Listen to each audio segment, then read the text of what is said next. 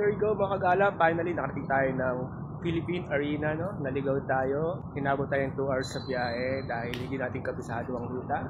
But then, success tayo. Good luck sa atin mamaya pag-uwi, no?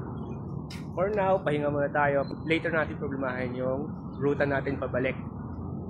Makakauwi pa rin naman tayo after 1 day. I hope so. At least makakauwi tayo. So, there you go. Balayan sa Bulacan. Good morning. Going to PH Arena tayo today, mga kagala. Alright, welcome. Barangay Duhat, Bukawi, Bulacan.